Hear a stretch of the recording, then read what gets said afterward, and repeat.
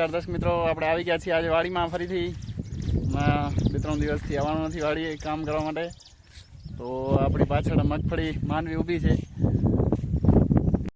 આપણી electric bike. હવે આપણે થોડું ઘણું કામ કરશું વાડીમાં. જોઈએ શું સાફ સફાઈ કરવા જેવી છે, કારણ કે હવે થોડોક વરાપ નીકળ્યો છે. ઘણા દિવસ થઈ ગયા. આજ છે તારીખ 17 અને અહીંયા તો હજી ગારો જ છે. પાણી હજી કૂવામાંથી બહાર નીકળતું હશે, કારણ કે અહીંયા અમારી જમીન રેચવાળી જમીન છે.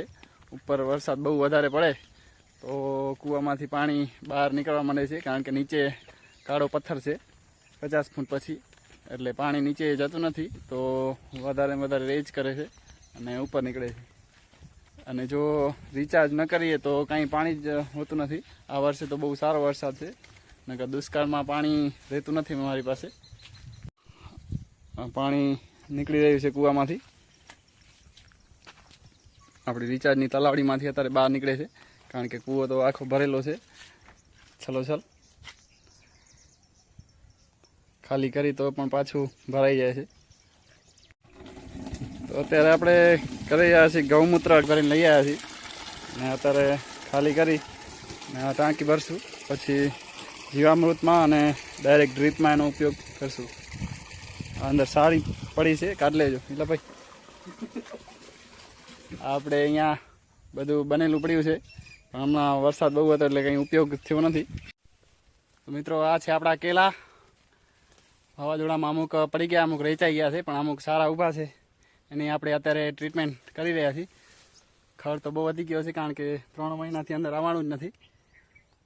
હવે આપણે જે સાઈડમાં એના બાચું નીકળ્યા હોય એની કટિંગ કરી રહ્યા છીએ. જે બાજુ આપણો કેલાનો હાથો નીકળતો હોય એ બાજુનો બાચું ન રાખવું જોઈએ. તમને દેખાડું. જેમ કે અમારા આ બાજુ દક્ષિણની બાજુ વધારે, દક્ષિણ પૂર્વ બાજુ વધારે હાથા નીકળે છે. તો આપણે પશ્ચિમના બીજા બાચું રાખવા જોઈએ, જેથી કે હાથામાં કોઈ તકલીફ ના આવે. અહીંયા એક કેળાનો હાથો નીકળ્યો છે, દેખાડું તમને. આ તમે જોઈ શકો છો, હાથો છે. તો આ આપણો પૂર્વ બાજુ દક્ષિણ પશ્ચિમની વચ્ચે, એટલે પૂર્વ બાજુ નીકળ્યો છે આમ. તો આપણે પશ્ચિમની બાજુ એનો બીજો બાજુ રાખશી. આ બાજુ તમે દેખાય તમને આ બાજુ પશ્ચિમ બાજુ છે એ બાજુ રાખશી, બાકી બીજા બધા કાઢી નાખશી. તો બધા બાજુ નીકળ્યા છે. જેટલા વધારે બાજુ નીકળે એટલો તમારો કેળાનો છોડ તંદુરસ્ત હોય. આવી રીતે આપણે કાપી નાખી.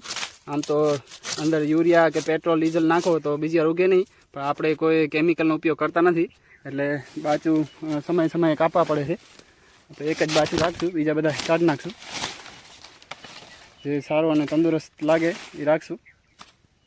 દરેક કેળામાં આવી રીતે હાથો નીકળે છે. આ એક તમે જોઈ શકો, પૂર્વ બાજુ હાથો નીકળેલો છે. તો આપણે પશ્ચિમ બાજુ એનો બીજો રોપ રાખશું એનો. તો આવી રીતે અમુક ઘણા બધા કેળા આવી રીતે પડી ગયા છે. તેનો તો હવે કાંઈ થશે નહીં. તો એની બાજુમાં બીજું બાજુ નીકળે, એ હવે 12 મહિના પછી ઉત્પાદન આપે. ત્યાં સુધી આપણે વાટ જોવાની.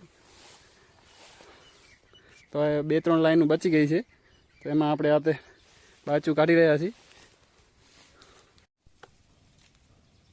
તો આ છે આપણી ડુંગળીનું બિયારણ, જે આપણે સાચવીને રાખ્યું છે. ને હવે આપણે એમાંથી બી કાઢશું અને પછી વાવેતર કરશું શિયાળે. હજી થોડીક ગરમી ઓછી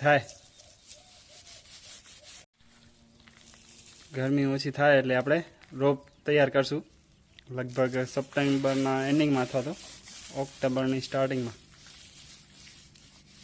આમ તો અહીંયા તો નોર્મલી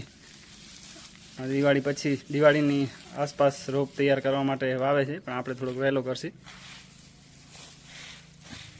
આ છે આપણી પીળી પત્તી ડુંગળી બિયારણ.